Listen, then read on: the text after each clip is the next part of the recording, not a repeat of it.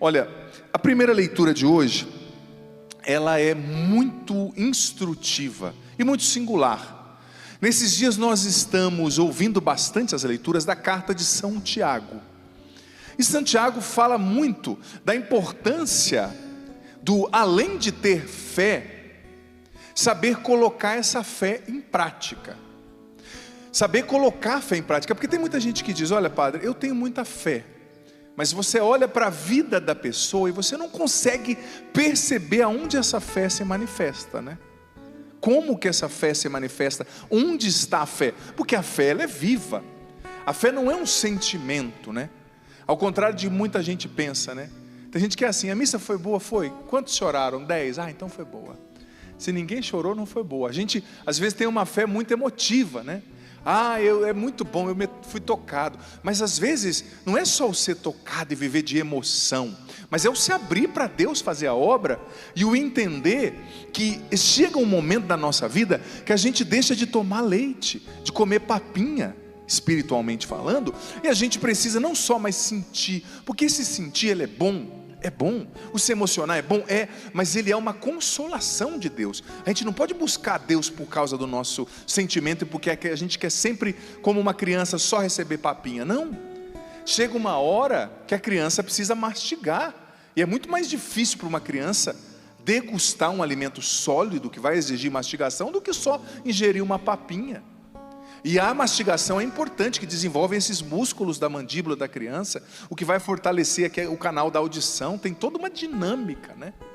Mas às vezes a gente fica muito nessa coisa de sentimento. Não, a fé, a gente sente, mas mais do que um sentimento, é um encontro. Eu me encontro com uma pessoa que é Jesus, e eu preciso colocar isso em prática. E veja bem, Santiago está falando da sabedoria, e é bonito, preste atenção, que Santiago está mostrando o que é sabedoria e o que não é sabedoria. E veja bem que sabedoria é uma coisa muito importante.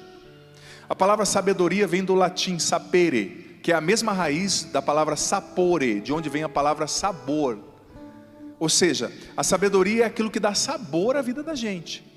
Uma pessoa que não é sábia é uma pessoa sem sal. Você já ouviu essa expressão? Fulano ali é tão sem sal, né? Ele fala a hora que tem que ficar quieto, ele fica quieto a hora que tem que falar, ele briga a hora que tem que abraçar, ele abraça a hora que tem que brigar, né? É um fiasco. Já conviveu com alguém assim, que parece que está sempre atrasado, né? Eu tinha um amigo que o apelido dele era 48, porque parece que ele sempre chegava aos 48 do segundo tempo, né? Aí a gente sempre se atrasava para tudo, na adolescência. Aí o apelido dele ficou 48, mas tem gente, porque 48 minutos do segundo tempo, né? Sempre atrasado, sempre.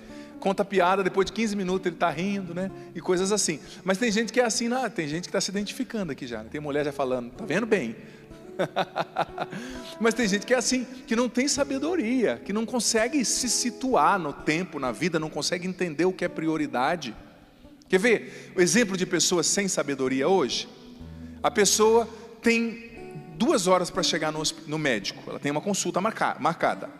Só que ela fica por 1h30 no WhatsApp ou deitada vendo série. Aí a hora que falta 20 minutos para ir para o médico, ela sai atropelando, porque precisa de 18 minutos para chegar lá, sai colocando a cueca na cabeça, né? Atropelado, aí pega o semáforo fechado, quase bate, chega lá afobado e fala: nossa, minha vida é tão corrida. É corrida ou será que você é desorganizado, né? Quem tem pressa sai mais cedo, né? Diz o ditado. Mas a pessoa, ela não tem sabedoria, ela não administra o tempo. Então o que acontece? Ela está sempre ansiosa, né? Por quê? Ela podia muito bem sair 40 minutos antes. Ela ia tranquila, respirando, porque quando você está agitado, você já percebeu que já fica agitado, ventila mais, né? Bombeia menos sangue para o cérebro, raciocina menos. Tem gente que está sempre atrasada. E se ela estiver adiantada, ela dá um jeito de fazer alguma coisa para chegar atrasada na hora, né? Tem gente que é assim, tem o dom de atrasar, né? Claro que não aqui nessa missa, assim, em outros países, né? Sei, né? Enfim, uma pessoa não tem sabedoria para administrar o próprio tempo. Gente, é cheio de gente assim. Tem uma prova, no outro dia precisa estudar, mas eu vou ver só 2 capítulos da série. Aí vê 6, né? Aí no outro dia está cansado, mal-humorado, acorda em cima da hora, porque é uma cadeia. A vida, gente, ela exige sabedoria, ela exige organização, ela exige perspicácia. É que nem um dominó que eu falava semana passada. Se o primeiro cai errado, vai derrubar todo o resto, né? Então eu preciso de sabedoria para entender o que é prioridade, o que eu devo fazer agora, o que eu não devo fazer. É preciso sabedoria para saber a hora de falar, a hora de calar. Como diz o livro de Eclesiastes, existe um tempo para cada coisa, no capítulo 3, né, da Bíblia. Às vezes você vai ter que chegar junto com seu filho, educar forte. Mas às vezes você vai ter que fazer uma vista grossa, porque tem dia que o teu filho vai estar mais sensível. Não é todo dia só na pancada, e não é todo dia só passando a mão. É preciso de ter esse molejo, essa sabedoria, de saber os momentos certos de agir. Tem momentos nos quais você vai ter que brigar, tem momentos nos quais você vai ter que brigar no sentido de corrigir, né, de falar. Outros você vai ter que recuar, sabe? É preciso entender. Quer ver uma falta de sabedoria? Tem gente que não sabe descansar, por incrível que pareça. Tem gente que já nasceu cansado, é fato, né? Está cansado de descansar e precisa de mais um dia de folga por causa disso. Agora tem gente que é tão ativista que não consegue parar um minuto, não consegue descansar. Se ele tiver de folga, ele pega o celular e arranja um e-mail antigo da empresa, alguma coisa que ele não fez, ou ressuscita alguma coisa. Aí a pessoa vai acumulando, aí não dorme bem, aí vai ficando um esposo chato, uma esposa temperamental, porque não sabe descansar, ou seja, não sabe organizar o tempo, não sabe perceber cada momento da vida, porque em cada momento Deus nos presenteia com algo. Deus te dá um momento para descansar, Deus te dá um momento para viajar, Deus te dá um momento para trabalhar, para ralar, Deus te dá um momento para lidar com um problema, porque a vida também tem problema, na vida faz parte. Então é preciso ter sabedoria. Então vamos ver o que Santiago está falando da sabedoria. Olha só: se alguém dentre vós é sábio e inteligente, que ele mostre isso por seu reto proceder. Então veja bem, quem é sábio tem um reto procedimento, um reto proceder. Mas, versículo 14: se fomentais no coração amargo ciúme e rivalidade, não vos glorieis nem procedais em contradição com a verdade. Essa não é a sabedoria que vem do alto, de Deus, do céu, mas ao contrário, é uma sabedoria terrena, materialista, diabólica. Olha só: onde há inveja e rivalidade, aí estão as desordens e toda espécie de obras más. Você está vendo o que Santiago está falando? Que existe uma sabedoria que vem de Deus, e existe uma sabedoria que é diabólica, que é mundana, que é terrena. E quais são os atributos dessa sabedoria mundana? Olha só: ciúme, rivalidade, agir em contradição com a verdade. Olha só, continuando ainda: inveja, rivalidade. Onde há inveja, onde há rivalidade, aí não está a sabedoria verdadeira, a sabedoria de Deus. E olha o que a leitura continua dizendo. Por outra parte, a sabedoria que vem do alto é, antes de tudo, pura, olha os adjetivos: pacífica, modesta, conciliadora, cheia de misericórdias e bons frutos, sem parcialidade e sem fingimento. Olha a diferença, porque veja bem, nem todo mundo que é culto, que tem conhecimento, é sábio. Eu conheço muitas pessoas que têm conhecimento, mas que não têm sabedoria. Porque conhecimento vem de livro, sabedoria vem de Deus e da capacidade de aprender com as experiências da vida. Tem muita gente, por exemplo, não vamos longe, tem muitas pessoas que têm 3 faculdades, têm mestrado, têm doutorado, mas a pessoa é um péssimo pai, acaba com o casamento, é egoísta, tem 40 anos, mas age como se tivesse 10, mimada, não sabe se relacionar, não sabe abrir mão dos próprios desejos por um minuto. A pessoa pode ter conhecimento, mas ela não tem sabedoria. Porque, em primeiro lugar, a sabedoria é prática. Se você quer ver se um professor de Harvard, ou um professor da USP, que seja, é sábio, veja como que ele administra o casamento dele. Ele é feliz com a esposa, ele faz a esposa feliz, a esposa dele se sente uma mulher amada do lado dele, ou ele é um egoísta, orgulhoso, que se acha a última bolacha do pacote, humilha todo mundo. Um homem desse não é sábio, ele tem conhecimento, ele pode até ganhar dinheiro, mas é um homem que tende a ficar sozinho, porque a pessoa que não é sábia, ela afasta de si as pessoas, porque ela vai espalhando a sua amargura, sua inveja, seu ciúme por onde ela anda. E é ou não é verdade que é difícil conviver com alguém ciumento, com alguém invejoso, com alguém cheio de rivalidade? Agora veja bem, olha só o que a leitura está falando da verdadeira sabedoria. A verdadeira sabedoria, ela é pacífica, ela é modesta, ela não fica como diz lá no Nordeste, se amostrando, né? Ela não fica, sabe, querendo sempre elogio, né? Porque tem pessoa que ela é tão cheia de si, que é assim, nossa, como alguém ousou reconhecer que eu tenho um defeito? Oh, Imaculada Conceição, né? Oh, você é Jesus Cristo, por acaso? Mas a pessoa é tão cheia de si, né? Ela não consegue perceber que ela tem fraqueza. Ela não consegue aceitar uma correção. Ela não consegue ouvir ninguém. A esposa está falando algo que é para o bem da pessoa, né? A mãe está falando algo que é para o bem. A gente que é filho, eu sei que para o adolescente, se tiver adolescente aqui, é difícil às vezes entender que a mãe está falando algo para o bem, né? Adolescente é meio armado com relação aos pais, é ou não é verdade, né? Naquele tempo, disse Jesus a Nicodemos: do mesmo modo como Moisés levantou a serpente no deserto, assim é necessário que o Filho do Homem seja levantado, para que todos que nele creem tenham a vida eterna. Pois Deus amou tanto o mundo, que deu o seu Filho unigênito, para que não morra todo aquele que dele comer, mas tenha a vida eterna. De fato, Deus não enviou o seu Filho ao mundo para condenar o mundo, mas para que o mundo seja salvo por ele. Quem nele crê não é condenado, quem não crê já está condenado, porque não acreditou no nome do Filho unigênito. Ora, o julgamento é este: a luz veio ao mundo, mas os homens preferiram as trevas à luz, porque suas ações eram más. Quem pratica o mal odeia a luz e não se aproxima da luz, para que as suas ações não sejam denunciadas. Mas quem age conforme a verdade, aproxima-se da luz, para que se manifeste que suas ações são realizadas em Deus. Palavra da salvação. Glória a vós, Senhor. Que se prenda a minha língua ao céu da boca. Cante isso e vá se sentando. Se de ti, Jerusalém, eu me esquecer. Que se prenda a minha língua ao céu da boca. Se de ti, Jerusalém, eu me esquecer. E repita depois do Padre, por gentileza, ouvindo os acordes dos instrumentos. Eu escolho. Eu escolho. Pode repetir depois do Padre com força. Eu escolho. Eu escolho. Cultivar a alegria de Deus no meu coração. Cultivar a alegria de Deus no meu coração. Eu escolho a alegria. Eu escolho a alegria. Que tem como fonte. De ter como fonte. A presença de Deus. A presença de Deus. O amor de Deus. O amor de Deus. Eu escolho me alegrar em Deus. Eu escolho me alegrar em Deus. Independente das circunstâncias. Independente das circunstâncias. Independente dos problemas. Independente dos problemas. Dos medos. Das angústias.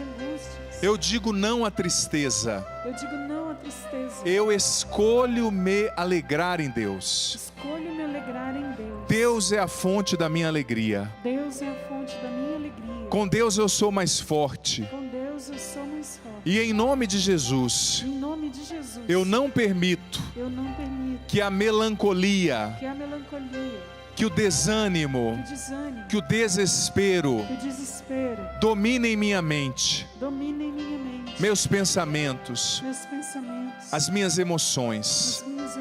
Eu me consagro a Ti, Espírito Santo. E peço, encha-me. Dá-me o entendimento de tudo que eu ouvirei aqui.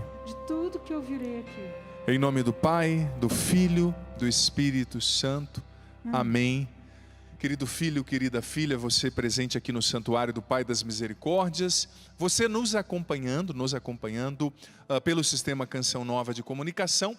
Veja bem, encerrando o Kairos, a cura da depressão. Eu me recordo que quando eu fui chamado para estar nesse Kairos, mais uma vez, eu acho que esse, se eu não me engano, Diácono, é o 4º ano que eu estou presente também. Está sendo muito boa a experiência. Quando eu fui chamado para pregar, para concluir aqui esse Kairos com a celebração da Eucaristia, eu confesso que na ocasião eu não tinha me apercebido de que hoje seria o domingo da alegria, o domingo letare.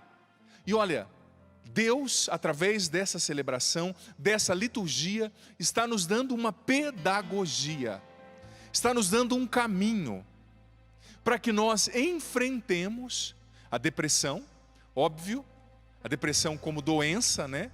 Que precisa ser tratada, que tem raízes multifatoriais, que precisa muitas vezes de acompanhamento psiquiátrico, mas não é sobre isso só que eu vou falar. A liturgia está nos dando um caminho, um remédio, para que eu e você enfrentemos a tristeza de cada dia, a melancolia de cada dia, a desmotivação de cada dia. Eu vou pedir um pouquinho mais de retorno aqui para mim, por gentileza, da minha voz e do teclado também. Veja bem, muitas vezes a gente está acostumado a dizer no popular, né? Eu estou numa deprê hoje. Quem já ouviu essa expressão? Levanta a mão. Eu estou numa deprê, não é? E isso é universal, viu? Em outras línguas também, vira e mexe, a gente percebe que as pessoas acabam relativizando, né, o conceito e dizendo que depressão é tristeza e tristeza é depressão. Mas como o Dr. Roque falava hoje cedo, são realidades muito diferentes. A depressão é uma doença que tem raízes às vezes genéticas, que tem raízes muitas vezes no contexto de vida, nas situações traumáticas, nas perdas, nos sofrimentos, que tem raiz muitas vezes orgânica, que tem raízes múltiplas. Eu vou falar um pouquinho sobre isso, mas a alegria que vem de Deus nos ajuda também a não só combater a depressão, porque mesmo tratando a depressão com intervenção medicamentosa, com um remédio, com acompanhamento psiquiátrico, você precisa cultivar essa alegria, cultivar essa motivação interior que vem da palavra de Deus, que vem da certeza de que Deus nos ama. Mas essa alegria que a liturgia hoje nos comunica, filho, filha, nos ajuda também a enfrentar a tristeza do dia a dia, a tristeza desse tempo, não é? Esse é um tempo no qual o índice de melancolia, de tristeza, às vezes até de desespero, tem crescido exponencialmente dentro de nós. E não precisa nem dizer porquê, né? A doutora Gisela também trazia hoje cedo, nós temos muito menos exposição à luz solar, por exemplo, sobretudo quem mora num apartamento. Nós estamos vivendo o isolamento social, que muitas vezes acaba se transformando num isolamento afetivo. E nós somos pessoas, seres afetivos, a gente precisa do afeto, sobretudo a gente latino-americano, né? Como a gente precisa do afeto, e como é bom, não é? Fazer aquela bagunça. Eu lembro no final das missas aqui, né? Tem missas assim que eu nem abraçava o povo, eu ia sendo carregado pelas pessoas, né? Um monte de gente ali fora, e tira uma foto, padre, aquela, como a gente costuma dizer, aquela muvuca, né? Graças a Deus que eu sou mais alto, eu respirava por cima, porque senão até para respirar era complicado, né? A gente não gosta disso, de ver um amigo, dar um abraço, dar um beijo no rosto. É muito da nossa cultura, é muito nosso. Então isso nos foi tirado, a nossa vida foi roubada de nós de maneira abrupta, sabe? E começou com o isolamento social, que causou muitas sequelas. Só que hoje nós chegamos no ponto máximo, né? Muitas mortes, muitos de nós, se não todos, já tivemos um amigo, ou um familiar, ou um conhecido que faleceu pela Covid-19, ou por complicações à Covid-19. Então parece até paradoxal, parece até insanidade, quando no meio de tudo isso a liturgia nos diz: alegrem-se em Deus, alegrai-vos no Senhor. Veja bem, mais do que um pedido, uma sugestão de Deus, a alegria é uma ordem de Deus. A alegria em Deus é um requisito necessário para que nós não adoeçamos, para que nós tenhamos sanidade mental e emocional. Mas veja bem, a alegria que vem de Deus não é algo efêmero, não é somente uma euforia. Hoje eu li um texto preparando essa homilia, tão bonito, do Frei Raniero Cantalamessa, talvez você já tenha ouvido falar dele, que é o pregador oficial do Papa, já da Casa Pontifícia há muitos anos. O Frei Raniero dizia que o motivo da nossa alegria é apenas um. O motivo, a raiz, o alicerce da nossa alegria, dizia o Frei Raniero Cantalamessa, é a certeza de que Deus nos ama. Deus nos ama. Uma frase tão simples, né? Um sujeito, um objeto e um verbo. Deus nos ama. Isso, tão simples, mas tão profunda, comunica tanto. O motivo da nossa alegria é que mesmo no meio do deserto, a gente não está sozinho. Olha, você que está aqui, é você mesmo que está olhando aqui para mim agora. Você que está em casa. Eu não sei o que você está vivendo. Eu não sei quais são as suas lutas. Eu posso dizer das minhas. Eu já tive Covid-19, tenho sequelas até hoje, por exemplo, no paladar, que ainda não voltou totalmente, não é? Perdi um familiar há pouco tempo, com 35 anos, por causa do Covid-19. Eu sei das minhas lutas.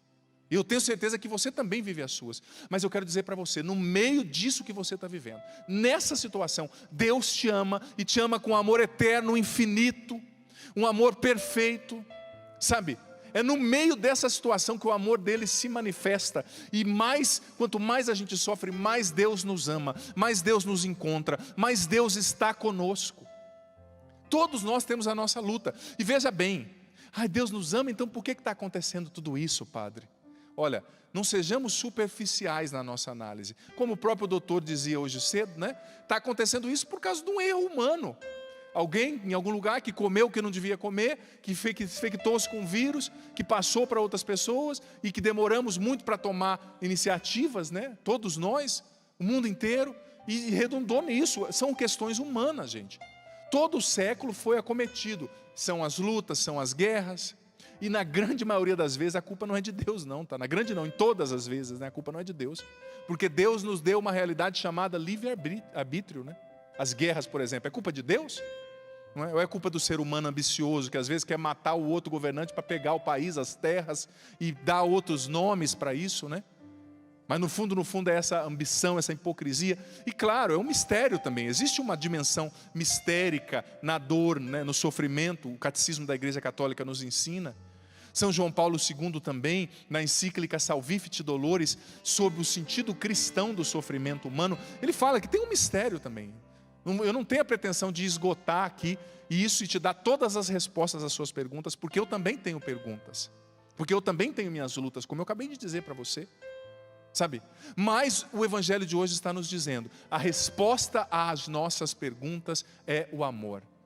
É o amor crucificado, é o amor de Deus que nos sustenta, mesmo estando nós, cada um de nós, nas nossas cruzes de cada dia, nos nossos sofrimentos, nas nossas perdas. E veja bem, quando o Evangelho diz, Deus amou tanto o mundo, tanto, que lhe deu seu Filho único.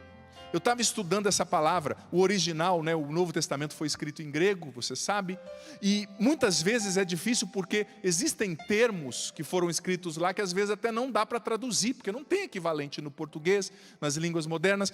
E quando a palavra diz no versículo 16 que Deus amou tanto, olha só, isso aqui era a palavra egapesen do grego, que era um modo verbal que era usado na língua grega, que não tem na língua portuguesa, que é o modo aoristo, né, que é chamado de modo aoristo, egapesen, que é um derivado do verbo agapau, que é o verbo amar, né, com amor ágape no grego. E esse egapesen significava o seguinte, um ato supremo de amor, que doa de si mesmo, que arranca pedaço de si mesmo para alimentar um outro. Era mais ou menos esse o sentido.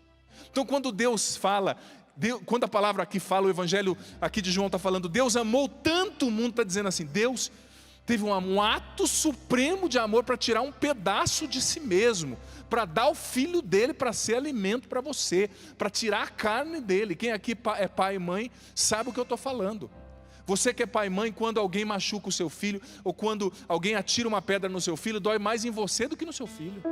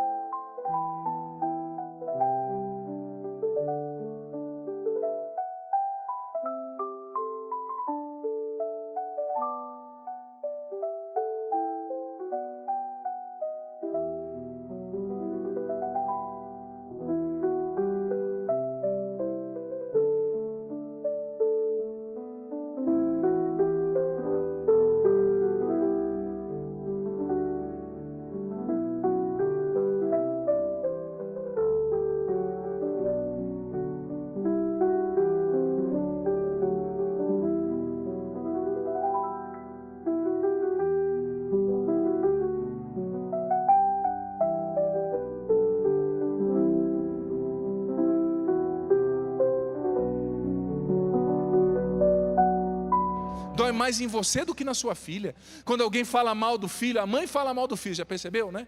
Mas vai você concordar, não, por que você está falando mal dele? Mas você está falando, eu posso, eu sou mãe, não é? Já percebeu, às vezes a mãe está acabando com o bendito, mas vai alguém falar mal, ela na hora roda a baiana. Por quê? Porque dói, é pedaço dela, o filho é uma extensão do pai e da mãe, né? Então o verbo está dizendo, Deus amou tanto, foi um ato supremo de amor, Ele deu o filho dele para morrer por nós. Então, independente de qual seja o seu deserto, você aqui, você em casa, fecha aqui para mim algumas das câmeras que eu quero falar também com quem está em casa. Independente de qual seja o seu deserto, independente, saiba que o amor de Deus é a resposta que você precisa para as suas perguntas. E mais uma vez eu digo, eu não tenho a pretensão de esgotar e de dar uma aula do porquê, do motivo do sofrimento. Muita gente já falou sobre isso, Santo Agostinho tem um tratado sobre o mistério do mal, né? Que fala do sofrimento, que Deus não permitiria certas coisas se Ele não pudesse tirar um bem maior e tantas outras coisas. Eu não vou nem entrar nesse assunto. Eu só quero dizer para você, às vezes muitas perguntas, né? Você aqui, você em casa, às vezes muitas perguntas ficam na cabeça da gente, né? Na mente, no coração. Mas por que está acontecendo isso? Por que eu estou doente? Por que eu estou sofrendo? Por que eu perdi aquela pessoa? Olha, filho, filha, descansa o seu coração, é você mesmo, você. Descansa o seu coração na chaga do crucificado. O amor de Deus, o amor de Jesus, a cruz de Jesus é a resposta para você. Deus amou tanto o mundo. Ou seja, Deus com esse ato supremo de amor, deu de si mesmo o seu próprio filho, a sua própria carne, para provar que ama você. Deus ama você. Você na depressão que não consegue reagir, você na ansiedade, você vendido, perdido na vida, você desanimado, Deus ama você, é você mesmo. Ele te ama do jeito que você é. Você não está sozinho, sozinha nesse deserto. Então se levanta agora, hoje, e que esse amor seja a fonte da alegria para o teu coração. A certeza de que Deus nos ama é fonte de alegria para nós, gente. É fonte de alegria, sabe? É certeza de alegria. É interessante que quando a gente está no meio da tempestade, é difícil a gente conseguir perceber isso, né? E muitas vezes a linguagem da nossa mente, né, a nossa razão, que questiona tanto, tem dificuldade de simplesmente receber o amor, né? Quem aqui conhece a passagem do filho pródigo? Levanta a mão. Acho que a maioria de nós conhecemos, né? O que aconteceu quando o filho pródigo, lá na terra estrangeira, comendo a lavagem dos porcos, decidiu voltar para casa? Ele voltou no caminho, maquinando na sua cabeça. Eu vou dizer para o meu pai, eu pequei contra o céu, eu pequei contra ti, eu não sou digno de ser chamado de seu filho, e maquinação, não é? Raciocínios que não paravam, a cabeça dele não parava.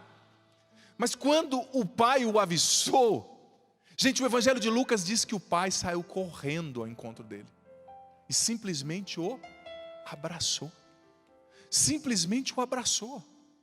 E naquele momento todas aquelas construções, aquelas maquinações, aqueles raciocínios conflituosos, talvez ele se culpasse muito, com certeza ele sentia uma ferida de culpa.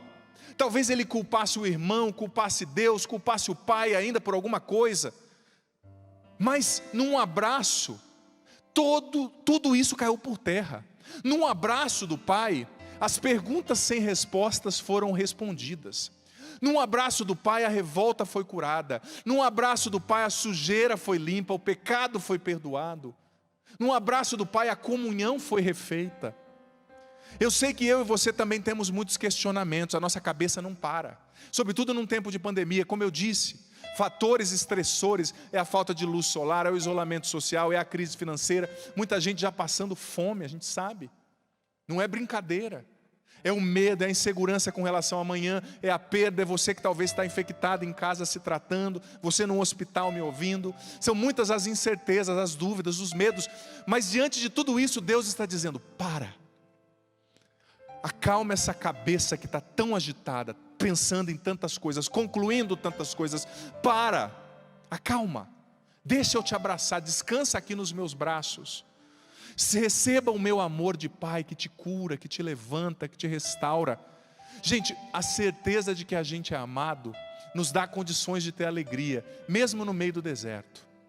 mesmo no meio da provação, essa certeza: eu sou amado, Deus me quer, Deus me ama. O Frei Raniero Cantalamessa continuou dizendo nesse discurso, né, que eu estava citando ainda há pouco, que o ser humano é um pensamento de amor de Deus, externado e revestido de carne.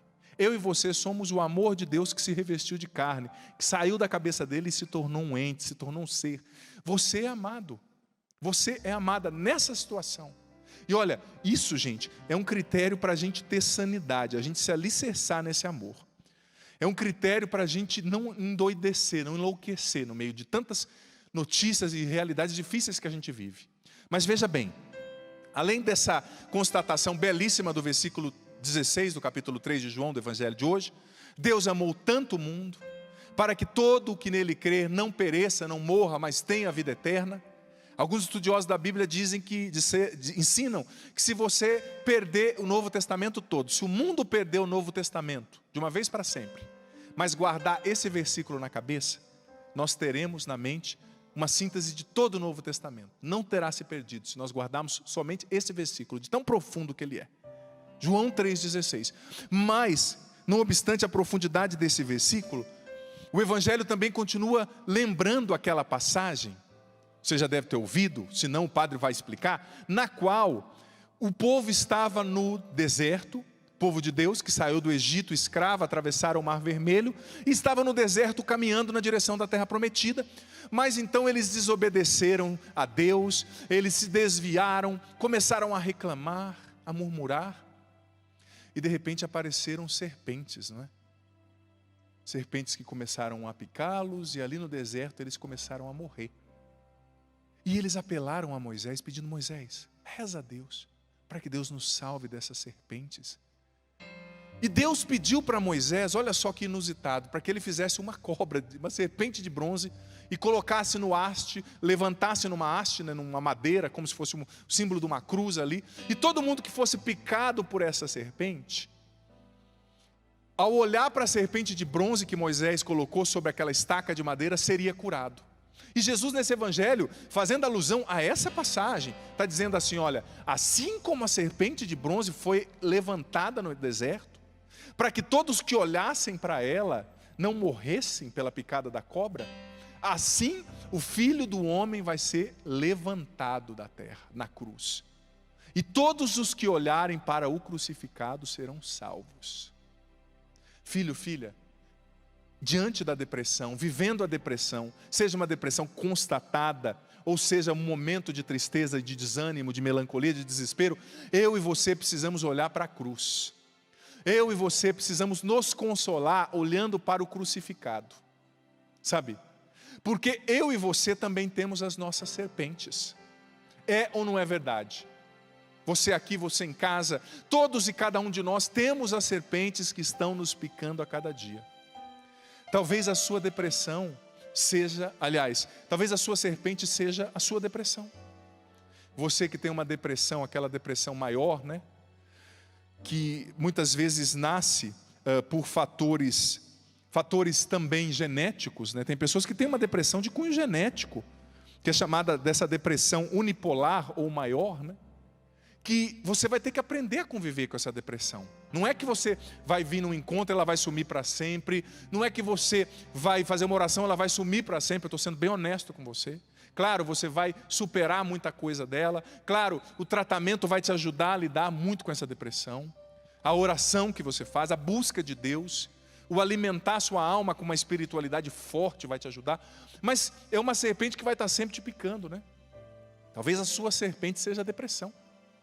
Eu não sei qual tipo de depressão. Olha, eu li uma pesquisa que foi publicada no site da CNN News, que dizia o seguinte, que um levantamento que foi obtido junto ao Conselho Federal de Farmácias mostrou que no ano passado quase 100 milhões de caixas de medicamentos controlados para depressão e ansiedade foram vendidos no Brasil. 100 milhões de caixas. A venda de medicamentos para depressão e ansiedade no Brasil, no ano passado, subiu 17%. 17% só no ano passado, segundo o Conselho Federal de Farmácias. 17%, sobretudo em Fortaleza e no Ceará e no Amazonas. Mas em todos os países, em todos os estados, em especial Ceará e Amazonas. 17%, sabe? Claro, pessoas que já tinham depressão que piorou, pessoas que entraram num quadro depressivo ou ansioso. E existem várias formas de depressão, como eu disse, a genética. Existe a depressão que é circunstancial, que nasceu de um fato que você está vivendo, como esse que nós estamos enfrentando. Existe o transtorno de depressão distímico, né? Que é aquele que dura bastante, que causa aquele pessimismo, aquela melancolia. Existe a depressão psicótica, que já é formada pelos delírios, pelos devaneios, neuroses, que é mais séria. Existe a depressão bipolar também. Existem várias formas de depressão. Só que talvez hoje a sua depressão, seja ela do momento ou genética, seja a tua serpente. Talvez a ansiedade seja a serpente que está picando você. Talvez o desemprego, o problema financeiro seja essa serpente te picando. A perda de alguém, esse familiar nessa situação difícil, no meio da pandemia não está nem aí, está na bebida, está na droga, está no adultério.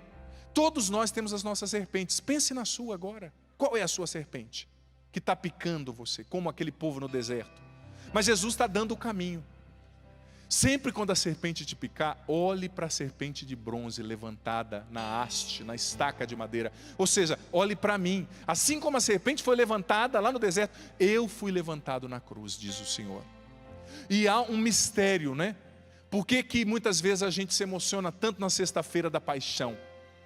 Quando há a procissão do Senhor morto, os mineiros gostam muito disso. Eu acho lindo a espiritualidade do povo de Minas Gerais. Ou em outros lugares do Brasil tem a procissão do Senhor morto, o beijo da cruz, que agora a gente não vai poder fazer por causa do contexto da pandemia, né? Por causa da transmissibilidade pela saliva, que é muito grande, né? Mas por que a gente se emociona tanto? Porque olhando o sofrimento de Jesus, a gente reconhece o nosso, né?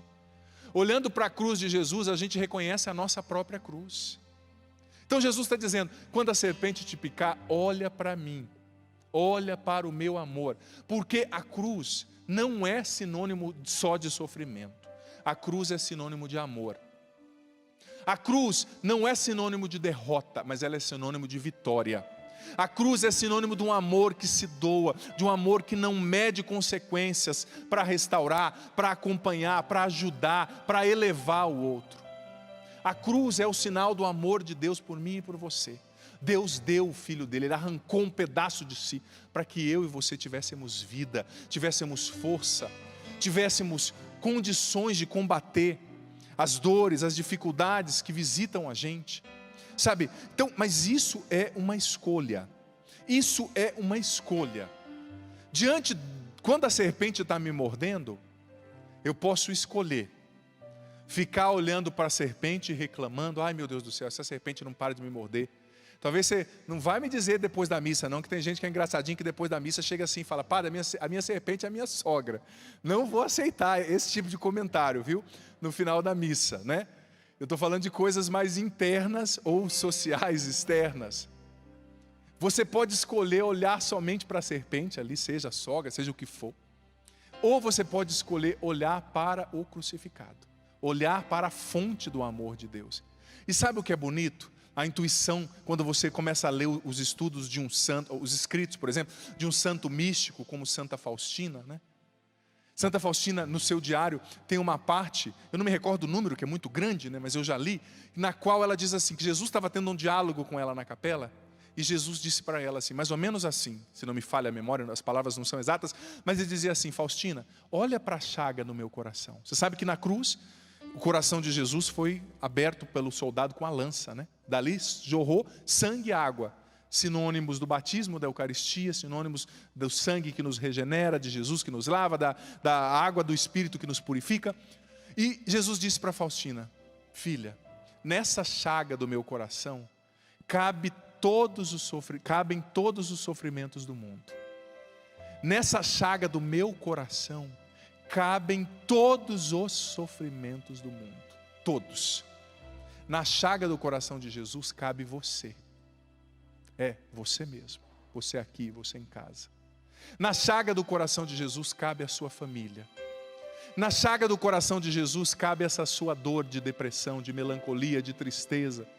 Na chaga do coração de Jesus cabe essa ansiedade que não te deixa dormir, a tua cabeça sempre acelerada, esse transtorno ansioso, essa fobia específica, esse pensamento, esse pressentimento de morte, esse estado de alerta, é a adrenalina e a noradrenalina sempre indo na suprarrenal e deixando você alerta, você não descansa, você não para. Na chaga de Jesus cabe você. Na chaga de Jesus cabe o teu filho nas drogas, cabe o seu pai internado nessa UTI, cabe o seu desemprego, cabe a sua revolta com a vida.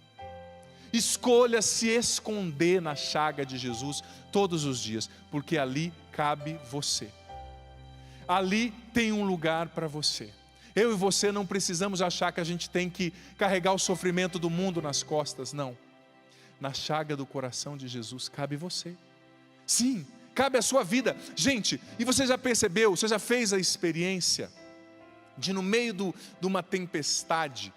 Eu morei, quando eu era criança, morei mais para o sul do Paraná, aliás, no centro do Paraná, numa cidade pequena. Meu pai tinha terra na época, a única vez que ele não trabalhou com caminhão e foi trabalhar na agricultura, e era um lugar que chovia muito, e dava muitos ventos, né? E eu me recordo quando eu era bem criança mesmo, a gente estava uma vez no meio da lavoura e veio uma tempestade, um vento, sabe, aquela tempestade foi varrendo tudo, e eu criança e a minha mãe gritando, vem, vem. De repente a minha mãe me pegou, tenho a vaga lembrança assim, e nós corremos num chalezinho que tinha ali, uma casinha que era de guardar os implementos, né, os materiais ali que se plantava, que se capinava, as enxadas, as coisas, e era feita de tijolo bem forte. A hora que nós entramos naquele abrigo ali, deu um alívio, né? No meio do vento da tempestade, você vai num abrigo e você pode descansar. Jesus está dizendo para você: descansa no abrigo da chaga aberta do meu coração. Aqui tem amor para você. Gente, e diante da depressão a gente tem que combater, claro, se a depressão é clínica, é crônica. Cada dia você tem que fazer a sua parte, você tem que tomar o remédio, você tem que escolher sair da cama, mesmo quando a vontade é ficar. Você tem que escolher tomar um banho, mesmo quando a sua vontade é ficar deitado. Você tem que escolher pentear o cabelo, você mulher passar um batom, você homem se arrumar dentro de casa, motivando a sua autoestima que é afetada pela depressão, né? Você tem que escolher sim, lutar, fazer a sua parte, porque a depressão faz com que a gente perca o prazer nas coisas, o gosto das coisas, né?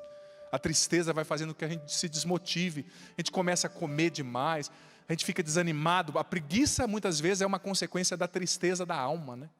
Aquela preguiça que é fruto daquela tristeza, aquela letargia. Você tem que reagir, tem que fazer a sua parte. Você desempregado, vai atrás, você vai lutar, você vai pedir, você vai ganhar uma cesta básica, Deus vai abrir as portas para você. Você tem que fazer a sua parte, mas a maior parte já foi feita. A maior parte já foi feita na cruz. O cinegrafista pode filmar Elias para mim, pode focar naquela cruz linda lá. A maior parte já foi feita. A maior parte, olha para a cruz você aqui, essa música mesmo, viu, Biscuit, que você está dedilhando? A Aninha vai executar para nós daqui a pouquinho. Mas olha ali para aquele crucificado, você em casa. Você vai fazer a sua parte, mas a maior parte já foi feita na cruz. Ninguém te ama como Jesus. Ninguém te ama. Ali na cruz ele já pagou o preço por mim e por você. E ele disse, como ele disse para Faustina, olha só, a chaga está aberta, cabe aqui todo mundo. Pode vir, você com o seu sofrimento, com o seu pecado, com a sua depressão, com as suas feiuras, né? O Evangelho disse que Deus não enviou Jesus para condenar o mundo. Deus não quer condenar você e nem ninguém, Deus quer salvar. Deus quer salvar. Você que está se sentindo culpado demais, culpada. Muitas vezes a depressão, na raiz da depressão está o sentimento de culpa. Acontece uma coisa lá na China, a pessoa se culpa aqui. Ou se culpa por tudo que acontece na família. Deus está te dizendo, a culpa não é sua. Eu te amo, eu já carreguei o peso do mundo sobre mim na cruz. Você não tem que pegar de novo esse peso. Você não tem que assumir sobre você a dor do mundo, porque eu já assumi. A maior parte eu já fiz na cruz. Só vem, assume o meu sacrifício redentor por você. Deixa que o meu sangue precioso, poderoso lave você, regenere suas células, seu cérebro, seus neurônios, o funcionamento dos neurotransmissores, tudo. Deixa que o meu sangue te lave. Quero convidar você a ficar em pé agora. E a Aninha vai executar essa canção com a voz linda que Deus lhe deu. E peço para o cinegrafista, o Elias já está em loco para mostrar. E você que está aqui, eu sei que a cruz não está tão perto de você, Mas eu quero que você esqueça tudo que está aqui agora, todos. Agora é você e o crucificado. Jesus do alto da cruz está olhando para você e te dizendo: foi por você que eu fiz isso, porque eu te amo. A sua dor não é maior que o meu amor. Olhando para o crucificado diante da serpente que nos fere, nós somos curados. Nós encontramos forças para prosseguir a nossa missão. Nós entendemos que nós podemos unir os nossos sofrimentos com os sofrimentos de Jesus.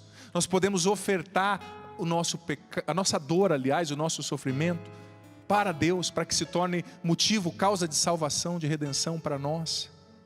Olhando para o crucificado, ouçamos essa canção tão antiga, mas tão profunda e tão providencial para esse tempo, para esse Kairós. Eu sei bem o que me dizem. Quem te ama como Ele, receba esse amor. Quem te ama como E eu convido você agora, filho, filha, você aqui, você em casa, com as suas palavras agora, você que está aqui no santuário, se você quiser, levanta os seus braços, se você assim se sentir bem, porque isso nos ajuda a ficar mais despertos, a rezar, né? Mas eu quero convidar você a se colocar dentro da chaga do coração de Jesus agora. Vai dizendo agora, filho, filha, com as suas palavras: Senhor, eu coloco nas tuas chagas, dentro do teu coração, Senhor, a minha vida. Vai dizendo com as suas palavras, você aqui, você em casa. Vai rezando, não fique só me ouvindo, não fique só assistindo a oração, seja ativo. Fale com Jesus, Ele está aqui para te ouvir. Ele sente a tua dor, Ele tem andado do seu lado, Ele tem sentido o seu sofrimento com você, Ele tem sentido tudo o que você tem sentido. Ele sabe das suas perguntas sem respostas, das dores, do cansaço, você que não consegue dormir, nessa insônia que não passa, você nessa depressão que está te matando por dentro, você que perdeu a motivação com a vida, que perdeu a vontade de viver. Vai dizendo: Jesus, eu coloco dentro da chaga do teu coração, Senhor, a minha família, a minha vida. Senhor, eu coloco dentro da chaga do teu coração, Senhor, os meus sofrimentos pessoais, as coisas que eu não entendo, Senhor. Eu coloco dentro da chaga do teu coração, Senhor, as minhas perguntas sem respostas, tudo aquilo que para mim é causa de desânimo, tudo aquilo que para mim é causa de desespero, de sofrimento, eu coloco dentro da chaga do teu coração, Senhor. A ansiedade, a insônia, a depressão, o medo, o desemprego. Sim, Senhor, vai colocando, filha, dentro da chaga do coração de Jesus, essa dor da traição. Você que foi traída, abandonada, você que está viúva, que perdeu seu marido ou a sua esposa, vai colocando o seu sofrimento, o seu luto na chaga do coração de Jesus. Vai colocando o seu desemprego, sua falta de condições de comprar comida. Vai colocando e falando: Senhor, age na minha vida, cura as minhas feridas, liberta-me, Senhor, da tristeza, dos maus pensamentos, da insônia. Vá rezando, filho, filha, mas vá dizendo com as suas palavras. Eu sei que com a máscara é difícil, mas vá dizendo, não deixe de rezar, clame, diga, coloque ativamente dentro da chaga do coração de Jesus, porque você é livre. Deus respeita a sua autoestima, seu livre-arbítrio, melhor dizendo, e quando você diz eu coloco, o próprio Senhor assume e traz para dentro da chaga do seu coração a sua vida, o seu contexto. Vai rezando, vá dizendo, não pare de rezar. Eu sinto que, vai rezando, continue rezando, enquanto o padre vai ministrando. Eu sinto que quando nós cantávamos, a Aninha cantava Ninguém Te Ama Como Eu sinto que a imagem que me vinha, melhor dizendo, era do próprio Jesus, caminhando em muitas casas.